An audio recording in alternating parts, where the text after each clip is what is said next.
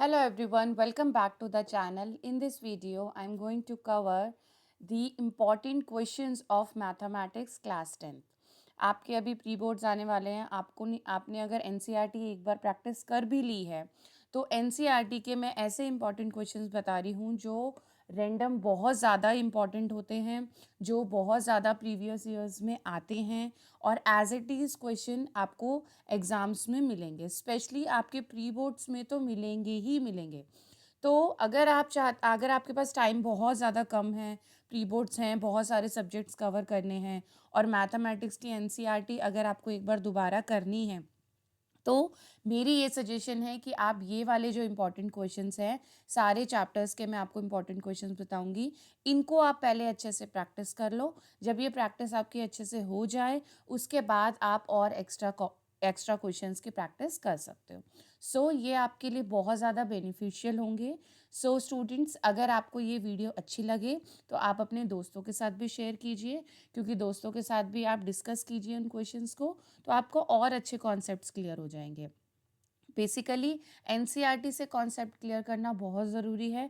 अगर आप NCERT के क्वेश्चंस को अच्छे से सॉल्व कर सकते हो तो आप बोर्ड एग्जाम्स में RD शर्मा से रिलेटेड कोई क्वेश्चंस आता है या कोई भी रैंडम क्वेश्चन अगर आता है तो आप उसको अच्छे से सॉल्व कर लोगे. बेसिकली NCERT मैथमेटिक्स आपके लिए एक बाइबल होनी चाहिए ताकि आप इसको कवर कर पाए. तो अगर आप प्री बोर्ड्स आने वाले हैं, प्रैक्टिस करनी है, तो इन इंपॉर्टेंट क्वेश्चंस की प्रैक्टिस पहले कीजिएगा रेदर देन पूरी एक्सरसाइज को सॉल्व करने से.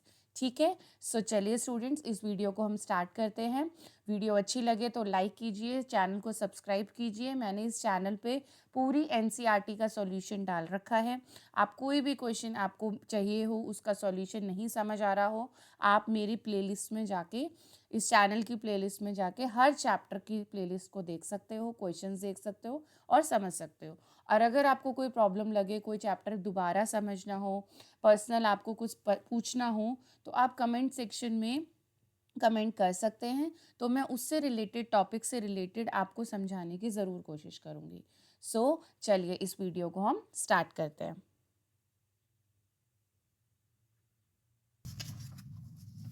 रियल नंबर है आपका चैप्टर 1, जो कि है 6 मार्क्स. 6 मार्क्स का क्वेश्चन इस चैप्टर से ज़रूर बनता है. ठीक है.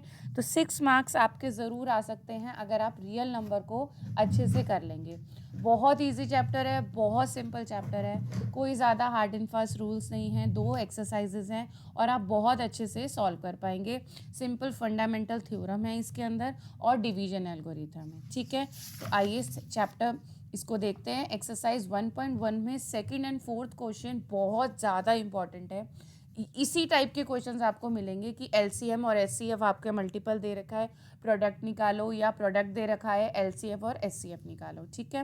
And 5th 6th 7th question जो पैटर्न है, ये मैंने इसलिए दिया है कि इस पैटर्न पे क्वेश्चन ज़रूर बनते हैं. तो ये एक्सरसाइज मोस्ट इम्पॉर्टेंट है आपकी इस चैप्टर को कवर करने के लिए. ठीक है. एंड एक टाइप के क्वेश्चंस बनते हैं इरेशनल टाइप.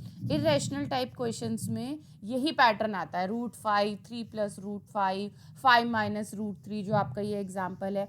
सेम पैटर्न पे क्वेश्चंस आते हैं, सेम एक फॉर्मेट है इसको सॉल्व करने का. उनको आप अगर प्रैक्टिस कर लोगे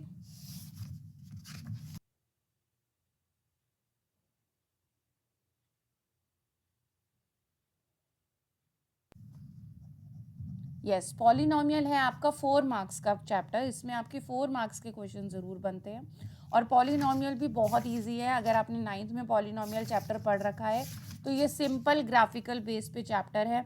ये ग्राफ्स का एक क्वेश्चन ज़रूर देखने को मिलेगा आपको अपने प्री बोर्ड्स में, बोर्ड्स के एग्जाम्स में, हर जगह.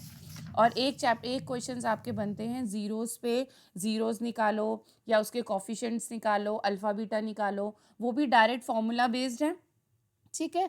तो सिंपल आपके जो फॉर्मूलाज गिवन है उनको आप अप्लाई कीजिए और आप उनको सॉल्व कर सकते हो. ये है इसकी एक्सरसाइज 2.2. मैंने जो भी सर्कल कर रखे हैं क्वेश्चंस मैंने जो भी क्वेश्चन सर्कल कर रखे हैं उनको आप देख लीजिए, अपनी बुक में नोट कर लीजिए. तो पूरी एक्सरसाइज आप सॉल्व मत कीजिए, बेसिक बेसिक ये वाले क्वेश्चन ज़रूर कर लीजिएगा और एज इट इज़ आ जाते हैं उठ के सेम. ये √2 1/3 वाला क्वेश्चन तो आपको हमेशा देखने को मिलेगा। ओके, तो इस चैप्टर को ज़रूर प्रैक्टिस कीजिए और आपके 4 मार्क्स का क्वेश्चन ज़रूर ज़रूर ज़रूर आता है। 4 to 5 मार्क्स का यह चैप्टर है। Okay, moving to the chapter number 3।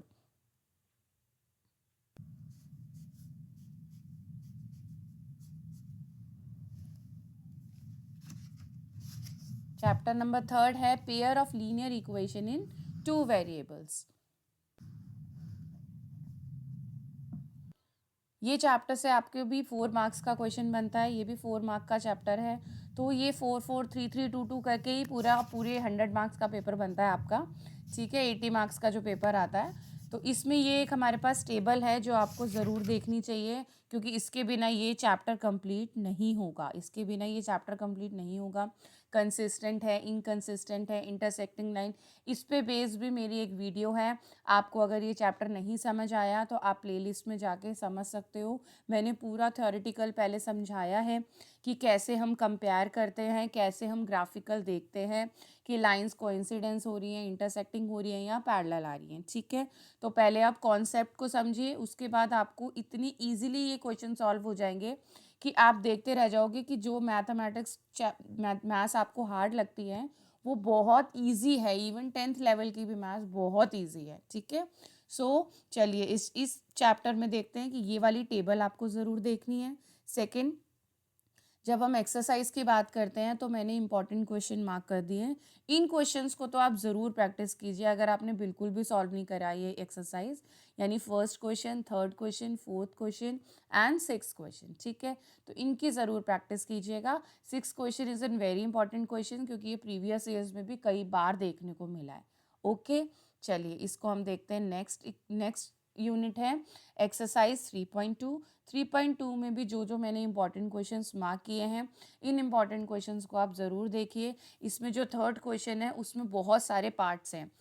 बहुत सारे टाइप के क्वेश्चंस बनते हैं, यानी ईयर्स के वाइज आप इक्वेशन बनाइए, इक्वेशन को सॉल्व कीजिए। अगर आप 10th क्लास के स्टूडेंट हैं तो ऑब्वियसली आपने 6 से 8 तक के ऐसे इस टाइप में क्वेश्चंस किए होंगे, जिसमें आपको इक्वेशंस निकालनी है, वेरिएबल्स निकालने हैं, एक्स निकालो, वाई निकालो। इक्वेशन दी हुई है और आपने वेरिएबल टाइप में इक्वेशन बना दी है। ठीक है, सो इस एक्सरसाइज का भी पूरा सॉल्यूशन आपको प्लेलिस्ट में मिल जाएगा। आप जाके अच्छे से अपनी पढ़ाई कर सकते हैं। जो इंपॉर्टेंट क्वेश्चंस है बस उन्हीं क्वेश्चंस को ओपन कीजिए और सॉल्यूशन देख लीजिए। ठीक है, और समझ लीजिए जो भी आपको क्वेश्चन नहीं आ रहा है। चलिए,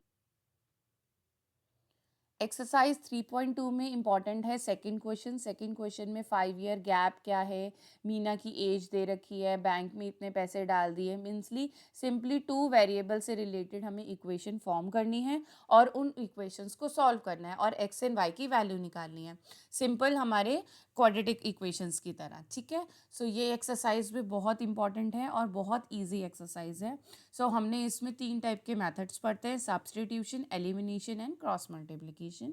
और 3 टाइप की लीनियर इक्वेशंस देखते हैं कि कोइंसिडेंस हो रही है, इनकंसिस्टेंट है, कंसिस्टेंट है, क्या है। ठीक है, सो ये चैप्टर बहुत ईजी है। 2 मेथड्स हैं, algebraic and graphical method. Algebraic method तो आप बहुत छोटी क्लासेस में भी पढ़ते आए होंगे कि 2 वेरिएबल्स हैं और उनको सॉल्व कीजिए। सो ठीक है, तो बहुत ईजी चैप्टर है 3.3 एक्सरसाइज। चलिए, moving to the chapter number 4। और 4 चैप्टर से आपके 6 मार्क्स का क्वेश्चन ज़रूर बनता है। बहुत इंपॉर्टेंट चैप्टर है, क्वाड्रेटिक इक्वेशन है। आप लोअर क्लासेस में भी इन इक्वेशंस को सॉल्व करते आए होंगे एंड आपके इसमें बस थोड़ा सा कॉन्सेप्ट हायर है और कोई भी डिफरेंस नहीं है। ठीक है, तो दोनों वेरिएबल्स को निकालना है, कैसे निकालना है, क्वाड्रेटिक इक्वेशन कैसे फॉर्म करनी है, आपको सब इसकी वीडियोस मिल जाएंगी। आप वहाँ से जाके देख सकते हैं। इसमें मैं आपको इंपॉर्टेंट क्वेश्चंस बता देती हूँ। एक्सरसाइज 4.1 में फर्स्ट का third, six and seventh is the most important question and question number second, जिसमें हमें सिचुएशंस दे रखी हैं और सिर्फ क्वाड्रेटिक इक्वेशंस को फॉर्म करना है। हमें उनको सॉल्व नहीं करना, सिर्फ हमें रिप्रेजेंटेशन बताना है कि कैसे करना है। तो उसमें आपके फर्स्ट क्वेश्चन एंड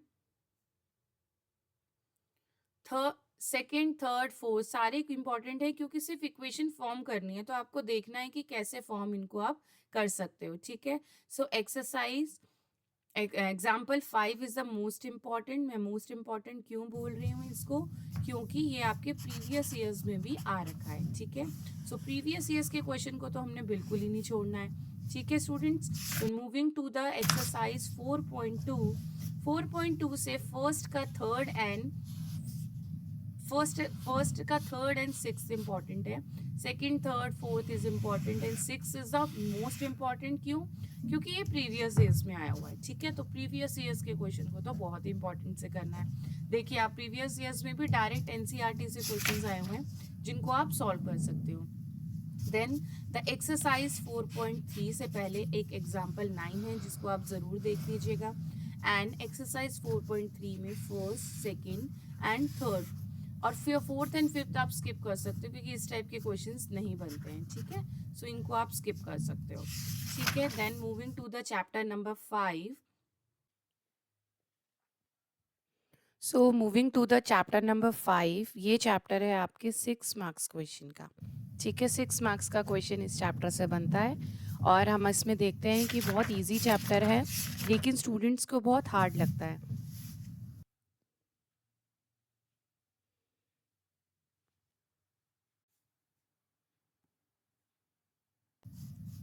इसमें बिल्कुल आपकी एपी बहुत इजी होती है। फर्स्ट टर्म लास्ट टर्म बतानी होती है। एक्सरसाइज 5.1 से इम्पॉर्टेंट है फर्स्ट का first and third part and fourth में आपको सब एपी की सारी एपीज़ मिलेंगी जिसमें आपको कॉमन डिफरेंस बताना होगा और ये बताना होगा कि एपी क्या है, मतलब उसमें फर्स्ट टर्म क्या है, कॉमन डिफरेंस क्या है, लास्ट टर्म क्या है। तो सारी एपीज़ जितनी भी टाइप की होती है उनकी प्रैक्टिस कर लेना।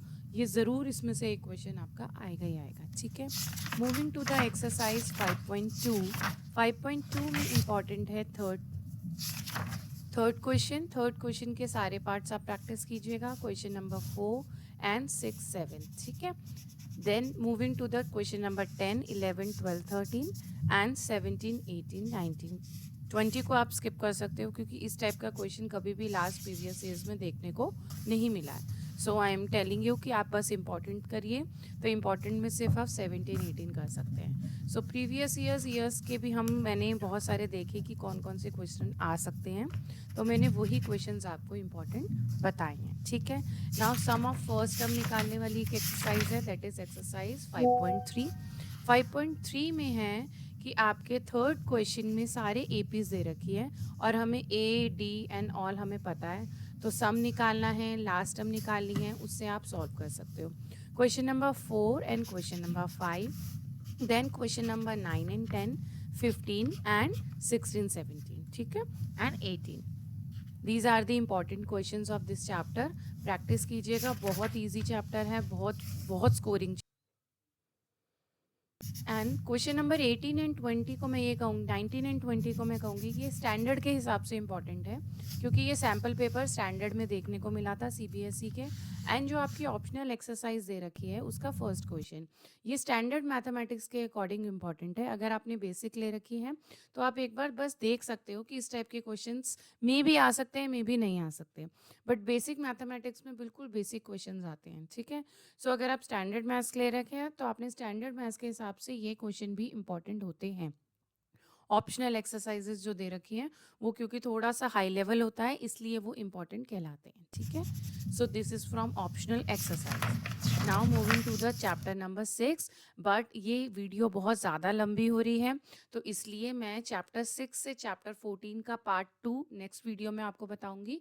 5th चैप्टर तक यही आपके इंपॉर्टेंट क्वेश्चंस हैं, इनकी आप प्रैक्टिस कीजिएगा। And best of luck student, and please share it with your friends and do subscribe the channel क्योंकि इसमें एनसीईआरटी आपको पूरी अच्छे से सॉल्यूशन मिलेगा और मैंने बहुत अच्छे से एक्सप्लेन करने की कोशिश करी है, सो आप इससे पढ़ाई कर सकते हैं। Okay, thanks for watching students.